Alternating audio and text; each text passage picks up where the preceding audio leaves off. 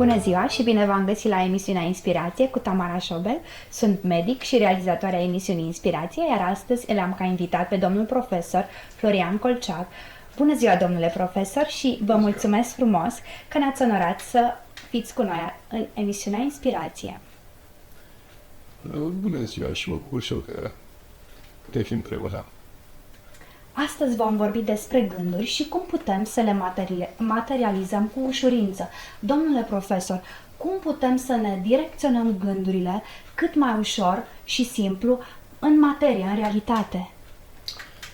În primul și în primul rând, tema gânduri și ce faceți dumneavoastră cu inspirația este o legătură foarte deosebită, pentru că nu știu dacă spectatorii au băgat de seamă că atunci când inspiră, prin inspira adânc, devin și gânduri creative. Aportul de oxigen care se produce una, actul în sine al inspirației, de partea a doua, nucleii respiratorii care se găsesc în trunchiul cerebral, pe partea a treia, care trunchiul cerebral le reglează stările de spirit, partea a patra, ne conduc la un lucru foarte interesant. Și faptul că trunchiul cerebral este de desubtul lobilor vizuali din parietar, creează o consecință și o concluzie. Suntem inspirați în momentul în care avem niște proiecții mentale frumoase. Și asta ne pune în situația foarte deosebită de a înțelege că noi ne proiectăm realitatea. De pildă, dacă oamenii se tem, le e frică, ei creează frică în continuare. Stărilor de spirit se transmit. Dacă sunt optimiști, creează optimism. Dacă sunt curajoși, creează curaj.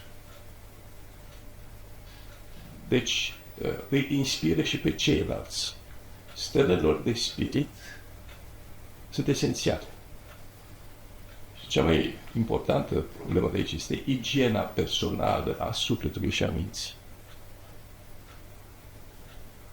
Sunt foarte mulți oameni care, în perioada pandemiei, erau înfricoșați și acum mai înfricoșați. Le-a pătruns frica noastră. Le-a pătruns adânc. Spun că le-a pătruns în oase. Chiar le-a pătruns în oase? Da.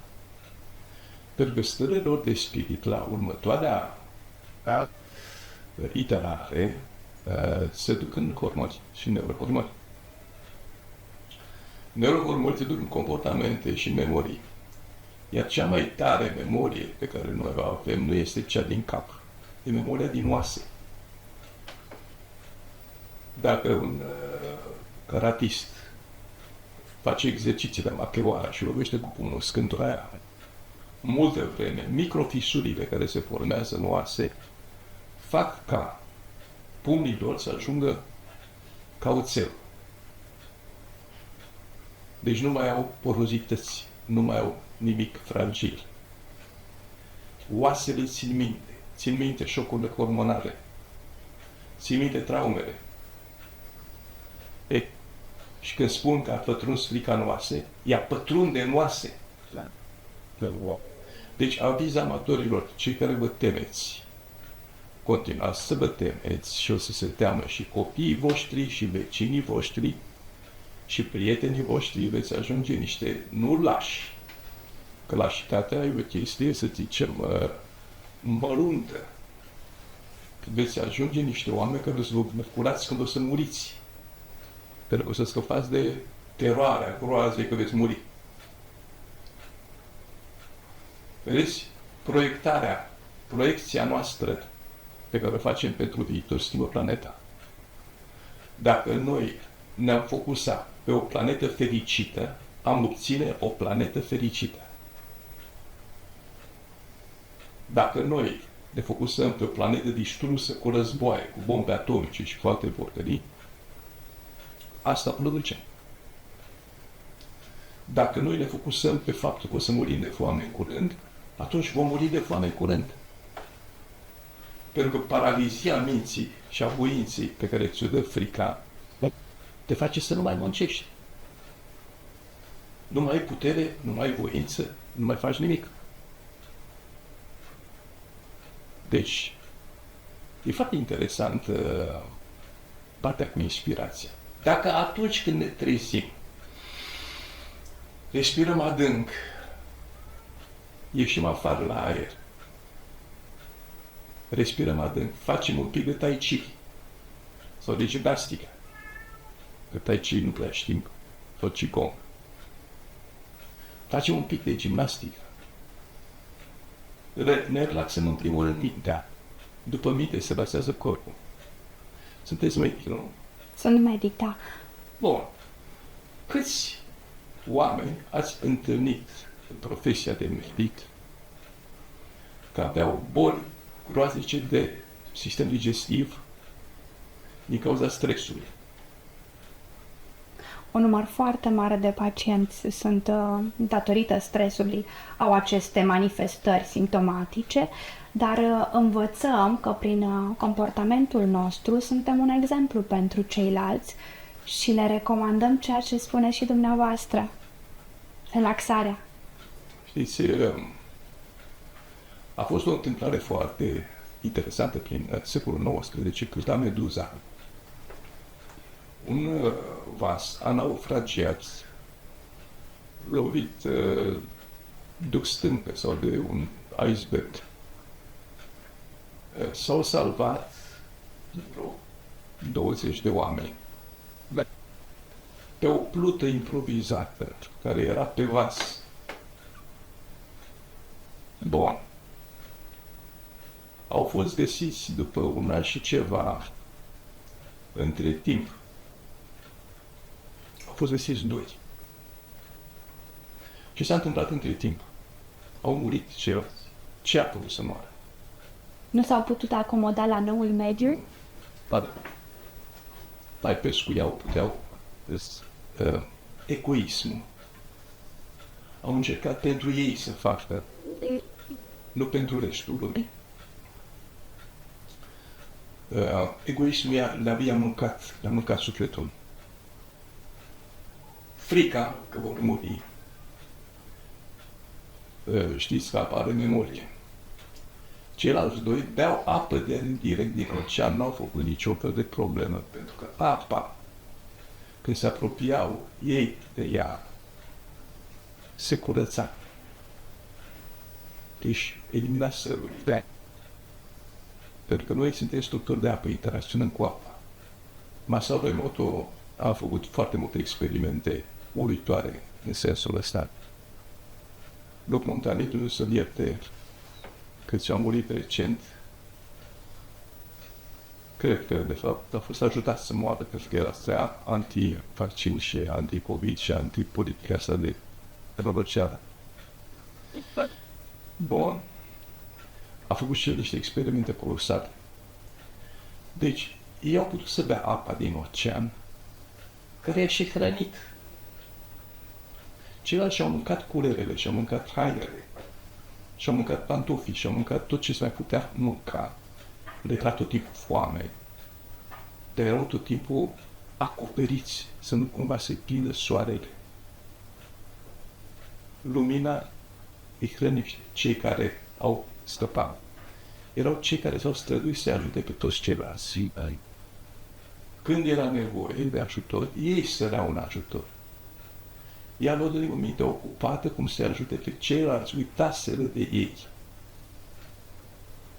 Putem spune că cei mai flexibili, cei mai plastici din punct de vedere mental au o proprietate de supraviețuire mai ridicată? Absolut.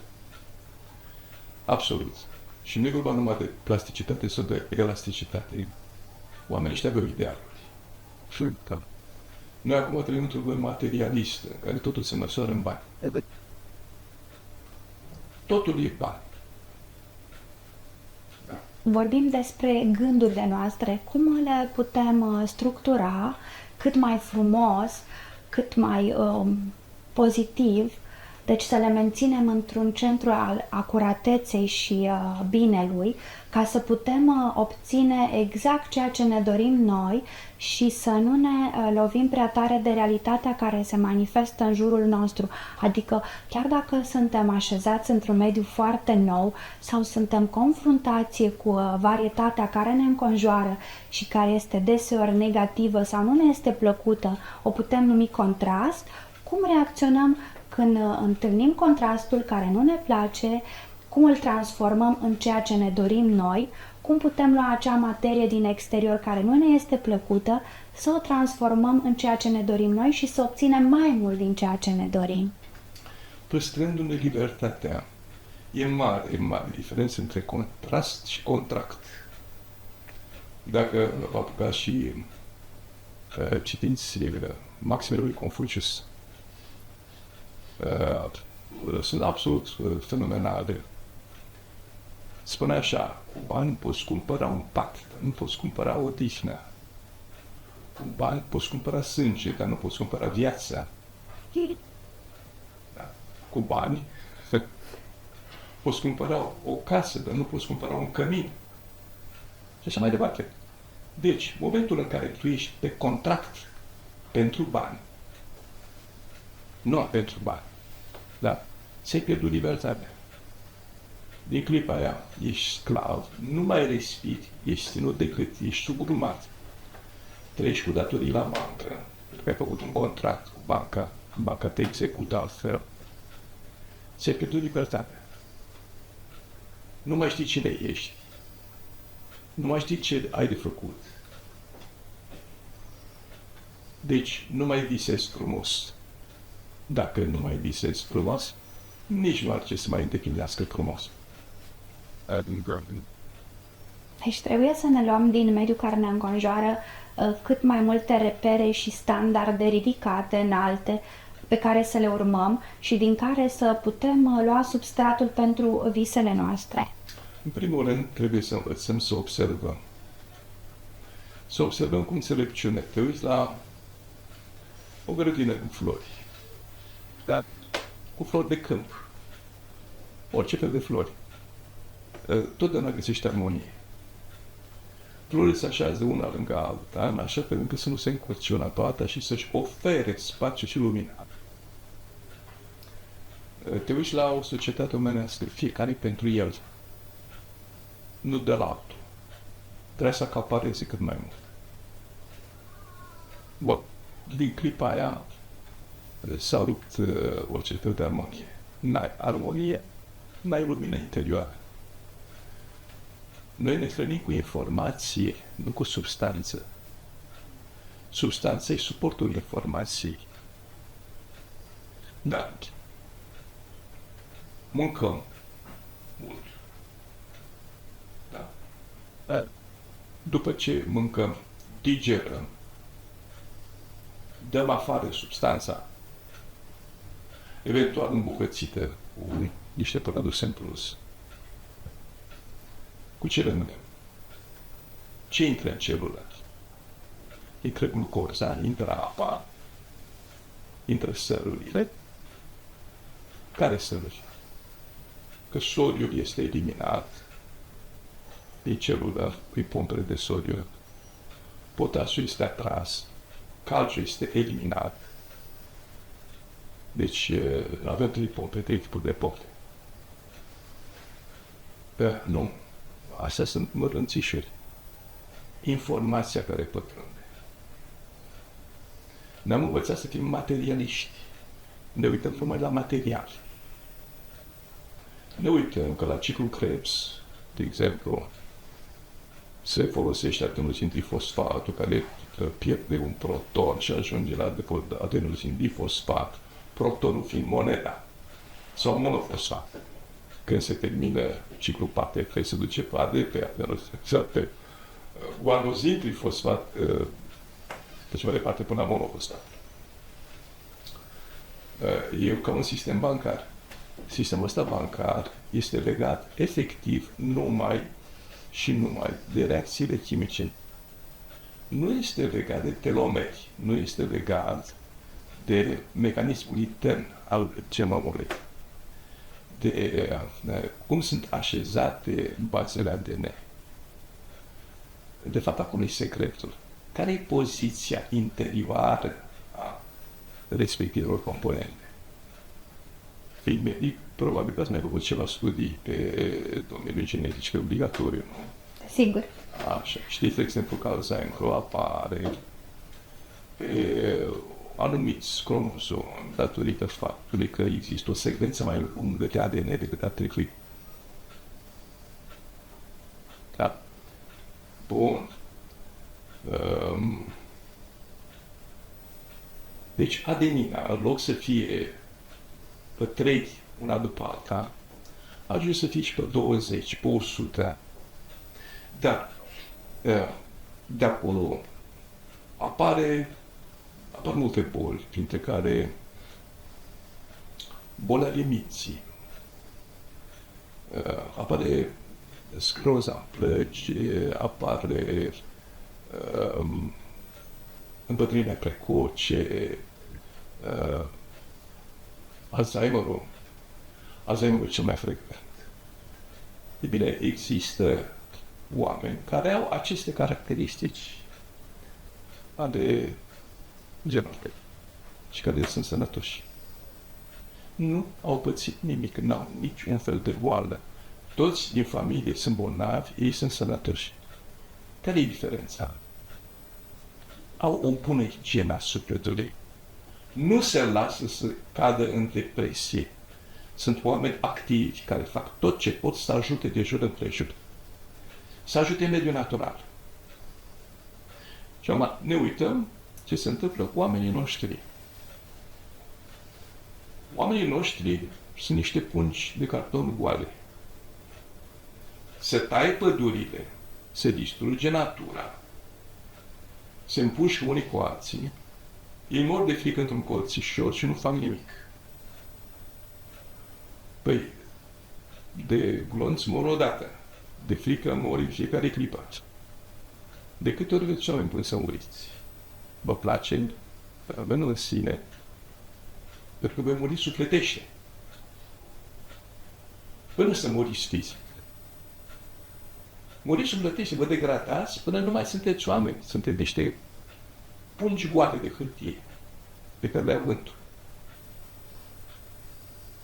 Vedeți că se întâmplă lucruri dramatice. Nu participați.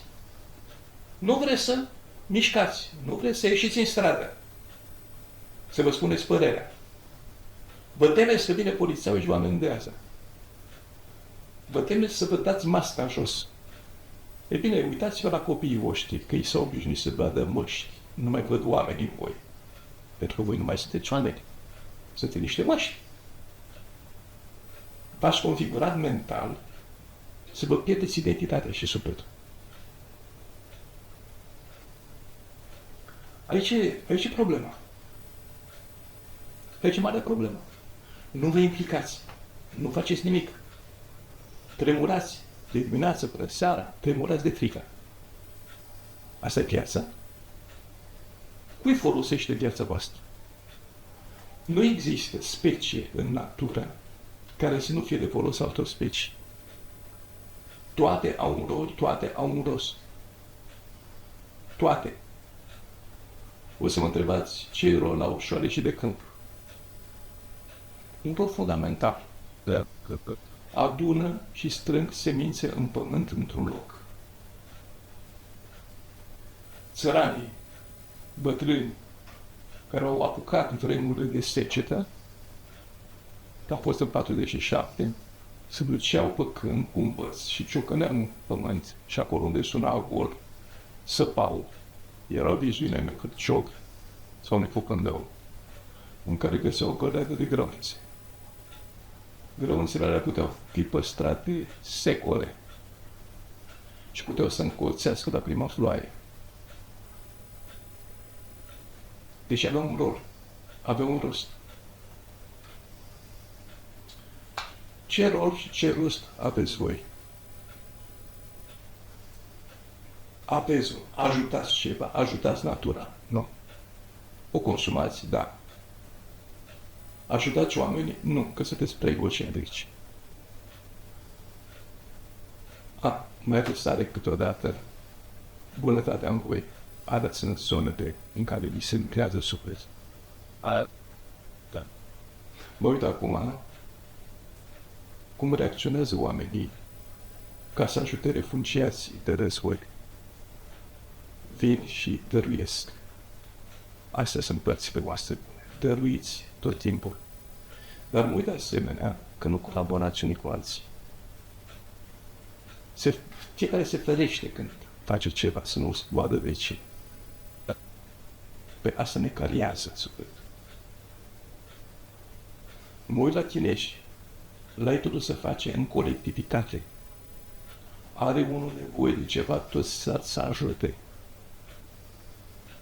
Mă uit la țigani.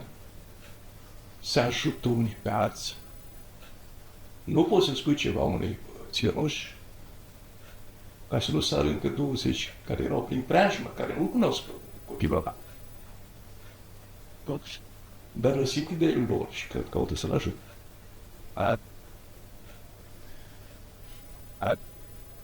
Plecând de la transpunerea cromozomială către informațiile de varietate despre care ați vorbit, că suntem implicați sau nu în a ajuta, suntem doritori sau nu să participăm într-o anumită acțiune, de unde putem activa centrul speranței, al pozitivității din noi? Interesantă întrebarea, pentru că s-au descoperit acești centri. Sunt pe undeva în zona frontală. Frontal stâng, frontal drept. Sunt diferite, uneori, spiritualitatea este dreapta. Și să mă dau niște detalii.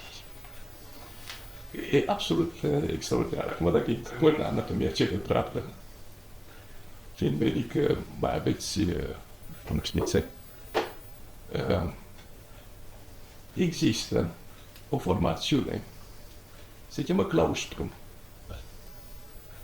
Claustrum e ca o furculiță, e micuță, e neimportantă, dar acolo se formează neuronii giganți. Când se formează neuronii giganți? Atunci când oamenii iartă. Când îi ierți pe ceilalți și cauți să-i ajuți, să dezvoltă spiritualitatea, ți se deschide mintea. Cât timp ții ură în tine și nu ierți și în poziția ta înțepenit, pietificat, nu se dezvoltă acești neuroni giganți. Ce importanță au neuroni giganți? Conectează toate ariile cerebrale. Toate ariile cerebrale pe tot creierul. Ceea ce produce un salt colosal de conștiință, de înțelegere, de intuiție, de trăire, de asta e cheia. De-aia și Hristos spunea, iartă-l pe aproapele tău. De câte ori să-l ierți? De 3 ori? De 3 ori câte 3000 de ori. Citiți Biblia. E fabuloasă. E fabuloasă. Iartă. Nu ține dușmănie. Noi nu iertăm. Dar noi încă funcționează să moară ca plăveceni.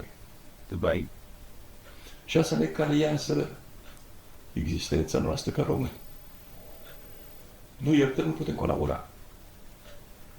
Nu putem colabora, nu ne rezolvăm problemele. Nici pe ale noastre, nici pe ale mediului altul. Și ține de anatomia noastră cerebrală.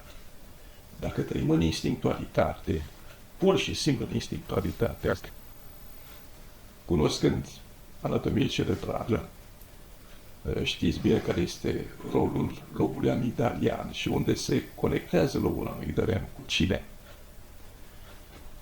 Cu hipocampul și parahipocampul. Parahipocampul este cu memoria genetică, hipocampul cu memoria socială. Iar lobul amigdalian se mai conectează cu bulbii olfactivi, care ne permit să percepem feromonii. Că hormonii nu mai percepem. Feromonii inconștient încă îi mai percepem. Da. Și ce acționează la lobul amigdalian? Frică, furie, sexualitate. Da. Frică, furie, sexualitate. Deci, noi intrăm pe frică, suntem învățați să mâncăm frică. Frica de examen, de pildă. Ești pus să tocești, ca o să ții minte, să reproduci și atât. Nu să gândești, nu să apreciezi, nu să aprofundezi, nu să te duci în substanță, să ții minte. Și atunci avem lanțul neuronal în care frica la început se transmite lanțul neuronal într-un singur sens, nu se întoarce. De ce? De-a lungul, prin tot capul și de la teamă vagă până la teroare, parcurge diverse etape pe care le vezi, le simți, le simți în mușchi, le simți în oase. Te duci la examen, făceai tot ce de n-ai mai putut și ești paralizat. Nu mai știi nimic. Pentru că n-ai învățat să judeci, n-ai învățat să gândești, n-ai învățat să aprofundezi, n-ai învățat să descoperi. Ai fost învățat să tocești de niște profesori sau profesoare, sau profesoarele sunt cele mai rele, pentru că sunt secvențiale și fac cum li se spune. Așa au poruncit, așa-mi fac. Te duci la examen și pici. Dai foaia goală. Cum ești din sală, cum știi tot. Nu te mai poți întoarce. Dar nu ai fost învățat să te relaxezi. N-ai fost învățat cu stresul. Ai fost învățat să mănânci stres. Dar nu să te bucuri de ceea ce obții. Dar aici e problema. Că nu interesează creierul. Frică, furie, sexualitate. Deci din frică, asta e foarte interesant. Când frica nu mai poate răzbi, pentru că ești o margine.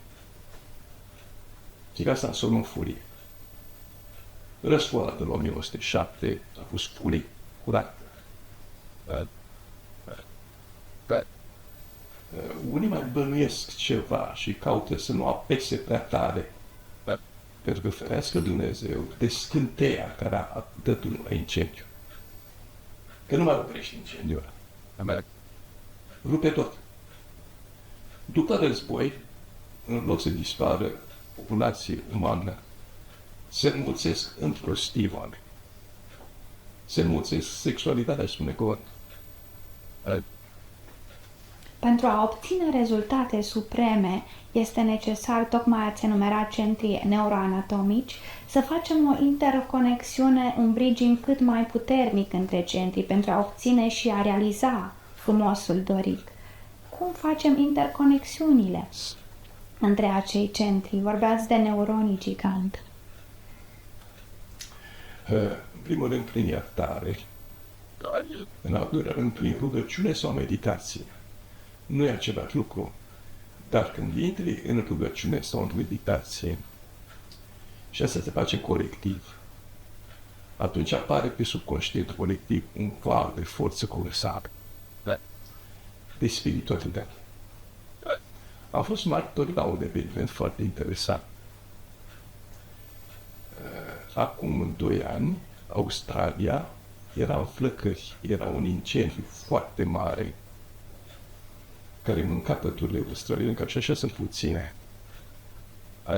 fiind teritoriul deșertic, că nu putea fi niciun fel stins.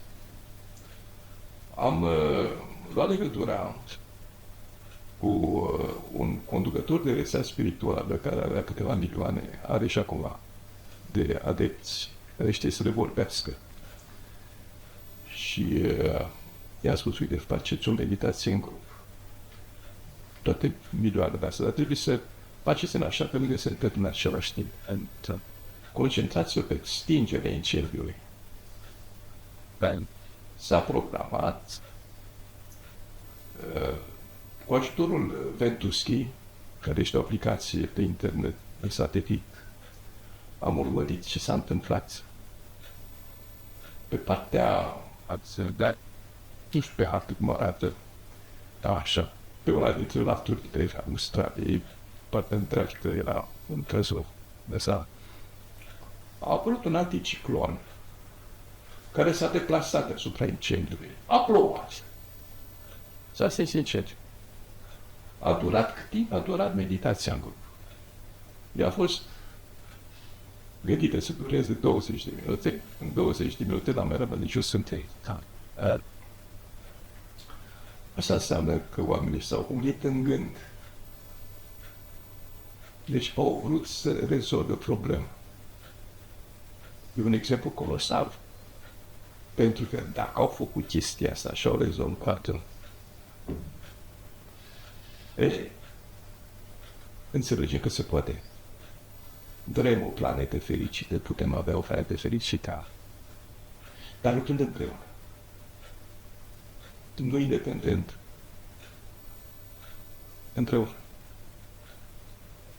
Nu egocentric, ci împreună. Ne uităm la chinezi cât de rapid s-au dezvoltat. A venit imposibil. A venit posibil pentru că s-au organizat și lucrează împreună, nu separat. Noi suntem acum terminați de economie pentru că am fost izolați. Suntem în pericolul pe care îl are și Ucraina, suntem vânduți pentru că nu mai putem plăti datorile, pentru că am fost izolați în case, fără dreptul de circulație, fără dreptul de discuție, fără a se putea strânge oamenii la biserică ca să mai aibă o formă între. Da, vedeți, și biserica e o chestie interesantă. Ei nu discută la biserică, ascultă o rugăciune. Alte popoare discută. Discută, își împărtășesc ce nevoie au, se ajută între ei, că e ceva de învățat și la noi, de la catolici. Că nimic la noi se terminat. Potențialul există. Dacă e potențial și voință să facem. Cât frumos putem percepe din jurul nostru, cum ne putem menține focusul pe acel frumos și să-l dirijăm cât mai mult în direcții dorite. Scoateți standardele de frumos. Dacă ne gândim un frumos adevărat, ne gândim complet greșit. Natural. E fără cusur.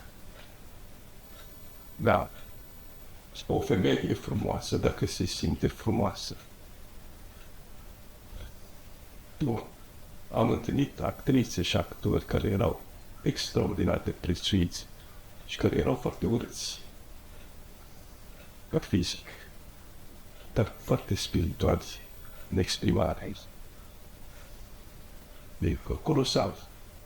Dacă mai pui un pic de rimel pe ochi și un pic de râși pe poze și te piepți, nu știu cum, un pic, nu ți-ți îmbunătățește imaginea cu nimic.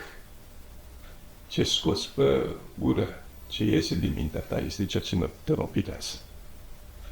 Deci profunzimea vine din noi, din adâncul nostru și puterea de menținere a focusului totuși trebuie să o putem învăța.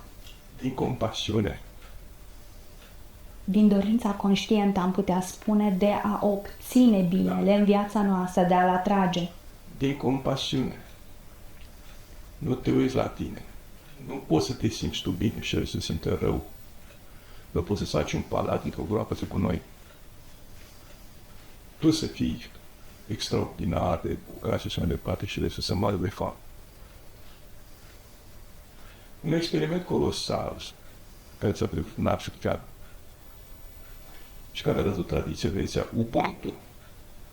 În Africa a intrat la un moment dat într-un trip african un specialist între ghilimele sociolog care măsura, el nu simțea, dar măsura. Evalua cantitativ niște fenomene care nu sunt cantitative, care sunt calitative. A vrut să măsoare, să evalueze, ca și era moda la momentul ăla. Și atunci aferise reacțiile oamenilor, reacțiile copiilor. Am luat un coș mare de fructe, mare.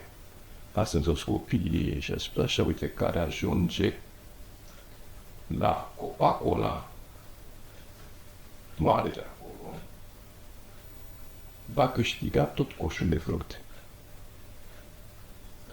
Și au avut copii, s-au luat de mine. Și au legat împreună, ținut-se de mână, ca să ajungă în același timp. Și au ajuns în același timp. Soțul l-a întâlnit ce asculta asta. La care copilul îți spus, cum aș putea fi eu fericit dacă cei de lângă mine sunt nerăciți? Trebuie să împărțim.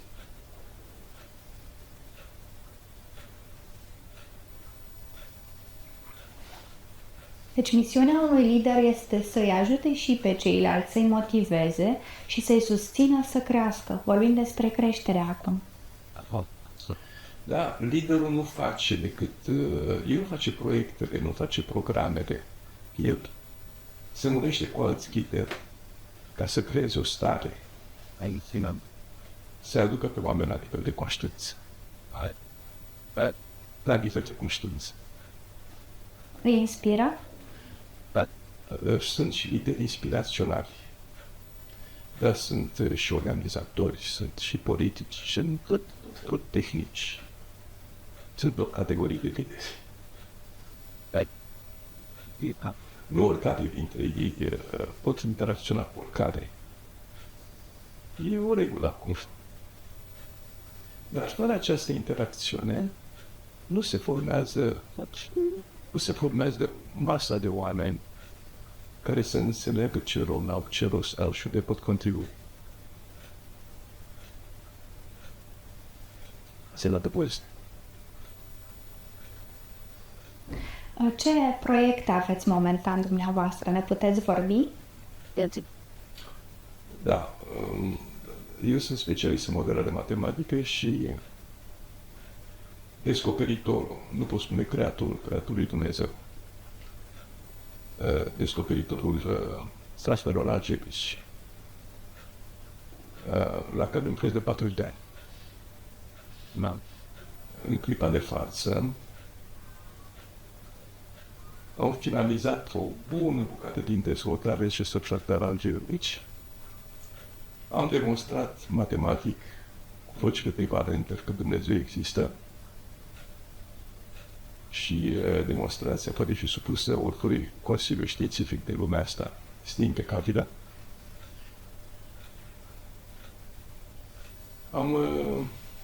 E impecabil. Și poate verificată mai lor. Am propus Academiei Române să strângă o grupă de academici să le creeze. Ne puteți vorbi despre demonstrație? Dar nu pot vorbi despre aia, trebuie să o asculți. Nu se poate povesti. Nu se poate scrie cuvinte ca ieși o mie de pace. Este vorba despre un calcul? Sunt estimări calitative și corelative.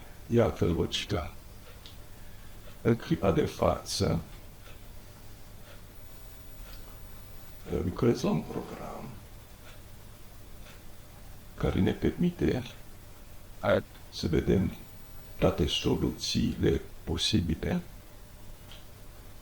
pentru a ieși dintr-o situație dificilă. Sper că în curând să am cu cine să lucrez, specialist în computări cuantice, în inteligență, big data, în loc de direcție, ca să ducem mai departe, pentru că volumul de date este uriaș. Datele poate fi formalizat astfel încât să fie văzut și înțeles de drumuri. Și ăsta spun ce-i de făcut la anumite situații. Cum poți colabora? Cu cine să colaborezi? Câte variante ai? Unde poți să alegi? E o chestie care trebuie să fie de cap.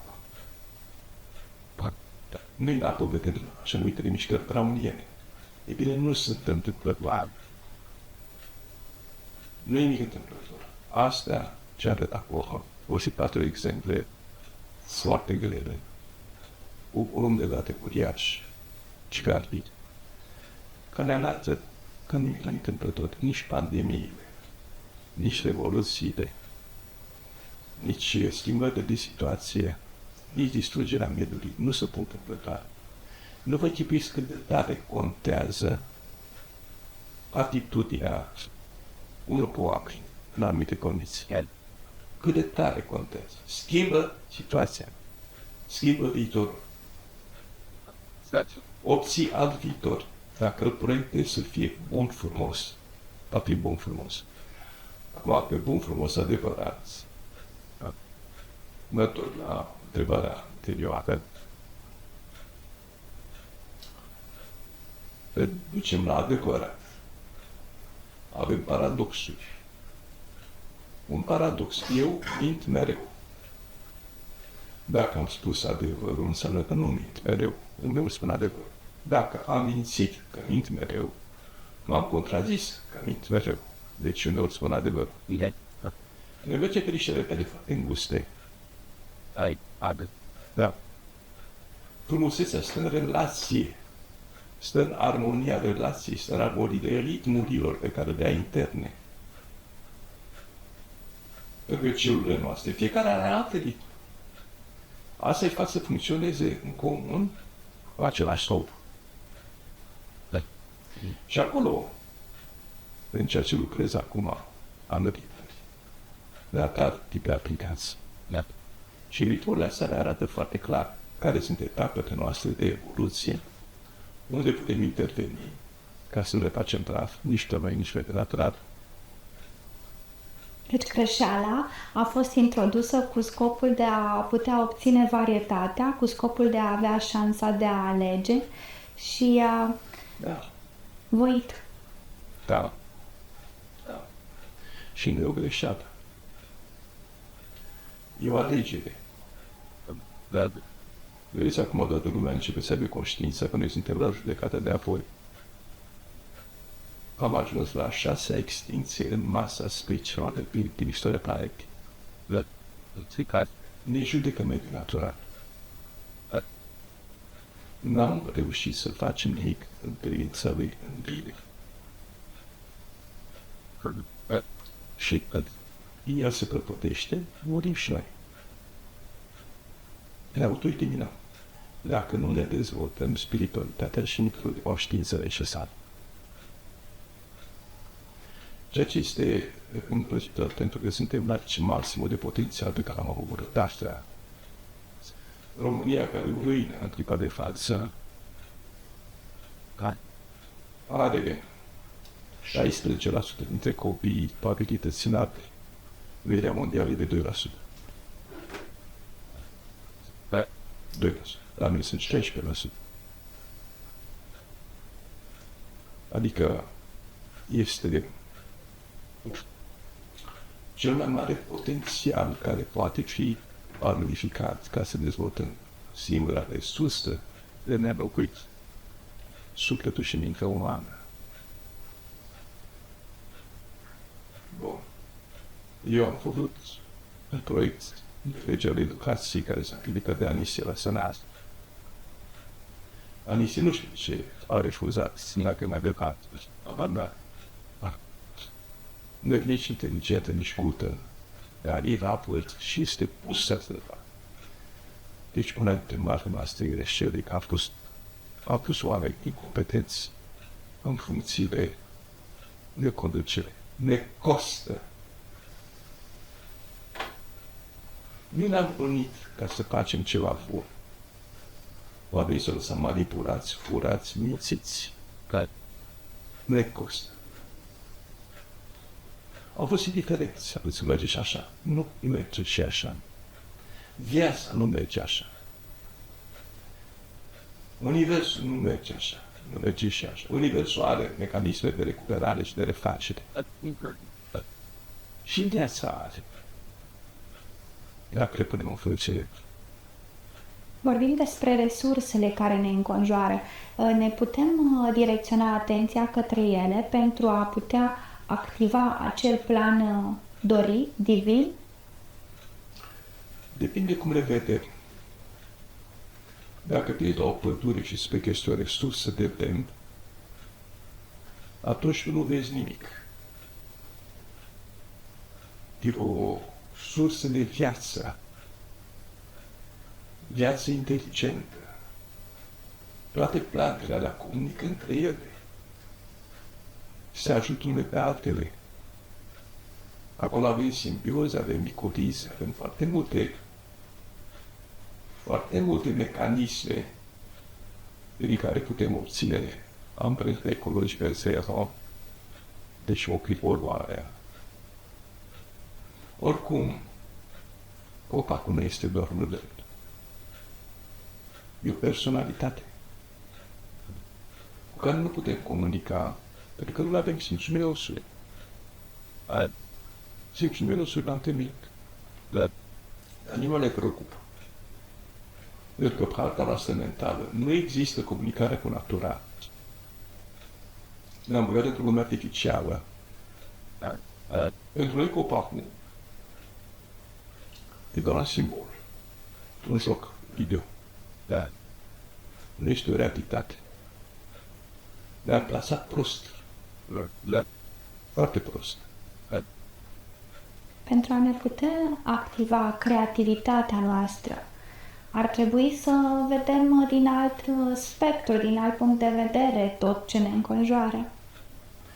Nu e problema de creativitate. Oamenii sunt creativi în orice condiții. Nu trebuie să fii inteligent să fii creativ, știi? Cunosc un caz foarte interesant din Elveția. Un pictor care pe Q40. Deci nu știa să scrie, să citească. Dar pitat extraordinar, iar tablourile lui se vindeau de milioane de euro. Are și practic finanțat centrul de recuperare pentru persoane cu handicap major. Vezi în tabloul pe care le făcea. El nu știa să-l prețuiască în bani. El era un izvor de creativitate. Și nu. Dacă te uiți la cele trei niveluri pensului, avem creativitate, motivație și inteligență activă. Acum, avem dotare, tipul de dotare și descărcare. Dar trebuie să știm și să înțelegem că fiecare om are rostul lui. Eu am prezentat la un moment dat cazul lui Ionica. Acum, Ionica la întâmplare, nu l-am mai știu cu sematele. Toate respectiv, dar care avea de asemenea Q40, nu știa să scrie, nu știa să începească, dar care avea un har, unul singur. Găsea obiecte pierdute. Venea Nea Vasile de la Coasa, se ducea de la Ionica și la Ionica, mi-a pierdut cheia de la casă. Unde era Vasile? La Coasă, pe câmp, cât ai cosit? Aduc o goare. Vii cu mine, vii. Se ducea direct la cheie. O lua de sub paie. Da. El nu putea să facă școală. El nu putea să merg în clasă. Dar n-am dus-o rău. Între lipsa și pensionat. A fost angajat de poliție. A fost aici. De seama. Unde eu tânău. Coțilul. Gropat diverse lucruri pe care furase. Mergea direct acolo. Nu ne uităm la ce pot face, nu uităm la ce nu pot face. Nu apreciem progresul, apreciem performanța. Dar ne-am sucit mintea și ne-am năruit sufletul în felul ăsta. În loc să apreciem, criticăm. În loc să vedem ce e bine, ne uităm la ce e rău. În loc ca învățătoarele se sublinieze și acum bine copiii pe cătiniați, ei sublinează și acum plus. Și atunci, copiii înțeleg că s-a subliniat, trebuie să continue. Să facă plus, așa-i pamenseau. Noi purtăm aici o discuție liberă în care împletim informația și asta poate să decurgă în viața reală, natural, așa, dar ce facem în momentul în care avem 99 de semințe care nu sunt benefice sau nu sunt dorite și o singură semință care ar fi roditoare? Cea roditoare va rodi. Celălalt nu vor rodi. Cea care l-a rodit lasă semințe care nu dus mai departe. Deci, asta e foarte clar. Educarea abilităților umane. Da? Noi, când vedem copii, îi selectăm după abilități și dizabilități. Cu dizabilități pot fi un orb, altul surd, altul șchiop, altul știu și eu cum. Bun, paralizat, etc. Dar poți să au de tot o pasiune. Și pe pasiunea respectivă îi se înțeleg perfect unii cu alții. Și ne mai decate și se ajută. Noi nu îi selectăm după pasiuni. Îi selectăm după abilități sau dizabilități. Și nu se pot înțelege între ei, nu pot face echipe, ei învață unii de la alții. Nu învață de la profesor. Nu învață diverse. Dar învață extraordinar în tras.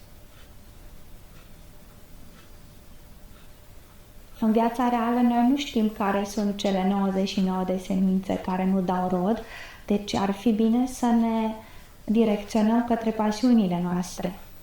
Da. În primul și în primul rând, cele care nu dau rod, și acum avem o problemă. Copiii când se nasc au capacitatea de genialitate. Cele care nu dau roz, nu că n-ar avea sămânța bună. Au intrat într-un mediu toxic.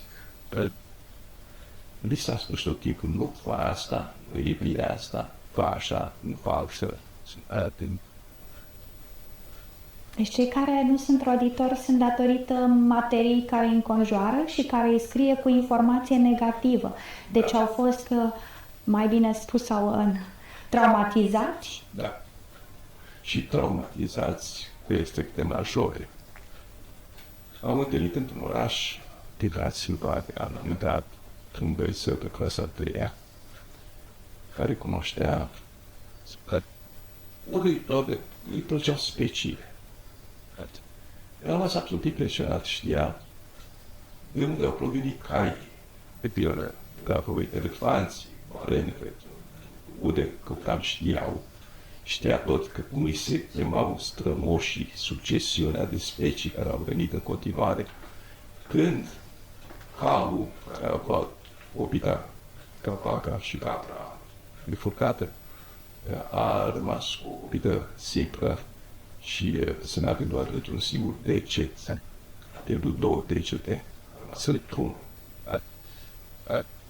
În ce context s-a întâmplat chestia asta? Deci era atât de loc încât, cum să spun, puteam și orice profesor universitar din zona de domeniu. A terminat învățătoarea la la școală generală, unde n-am mai fost încurajat. Am mers la liceu, am văzut când era liceu, erau legumă. O legumă. Pentru că nu se încadra în norme și standarde, l-au terminat. L-au făcut praf. Nu mai are nimic din copilul. Era temător, n-avea curajul să vorbească, pentru că a fost certat, a fost pedepsit. De câte ori venea cu ceva care depășea mintea proastă de găina examinatorilor, el plinea în cap. Și l-au terminat. Și se întâmplă același proces foarte mult. Putem spune că noi am crescut și cei care au reușit datorită faptului că și-au schimbat ori mediul, ori au reușit să uite acele traume sau să le ierte și au dezvoltat acel centru mental mai puternic decât ceilalți sau pot schimba locația în care se află. Da, putem spune multe, pentru că aici sunt variații orfite. Putem spune că și traumele au rolul lor. Gauss, princeps mathematicorum, care a fost unul dintre personajele care a marcat istoria matematicii,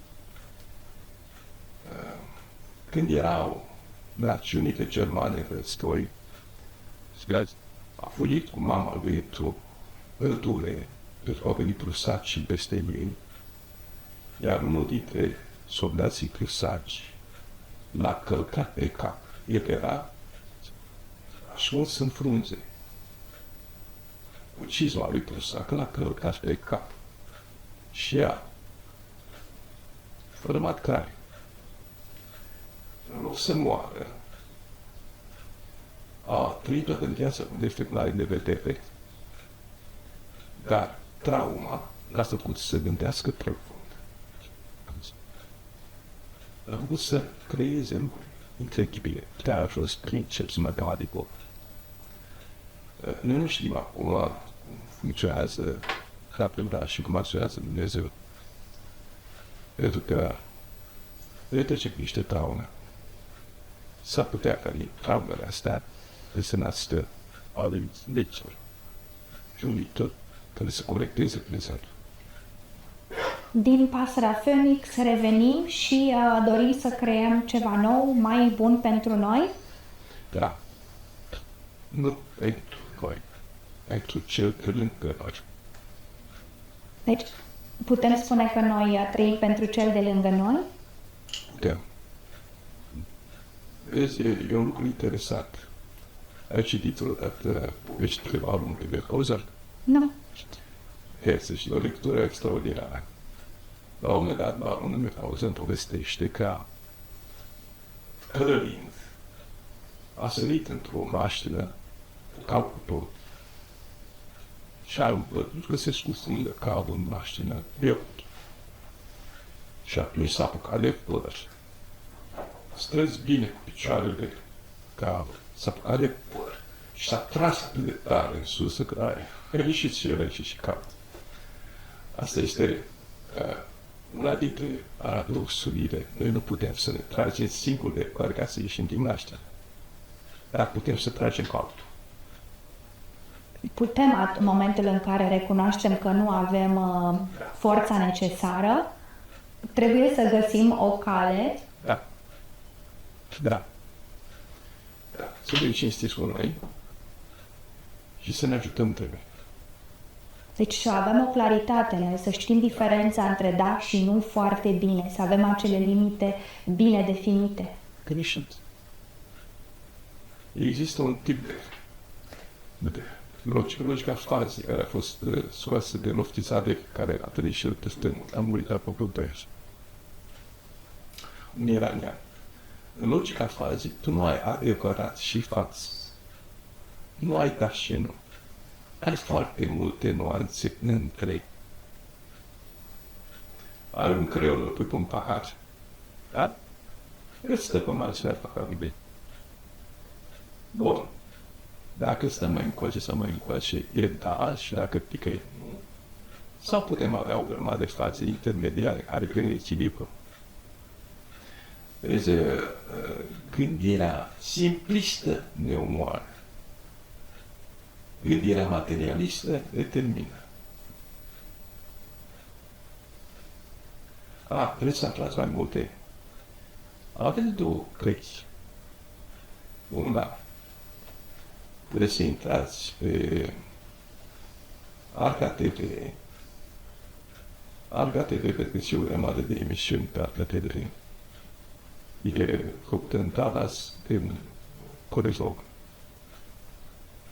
E văzut atât de scora, dar puteți intra și pe pagina Institutului Human Knowledge, Research and Development Institute și vedeți și acolo cursuri mai vechi pe care puteți învăța. Vă mulțumim mult pentru sfaturile dumneavoastră și pentru timpul acordat, pentru inspirația pentru noi toți și vă invităm într-o nouă emisiune. În funcție de timpul meu, care e foarte puțin, ar fi prins. Cu plăcere.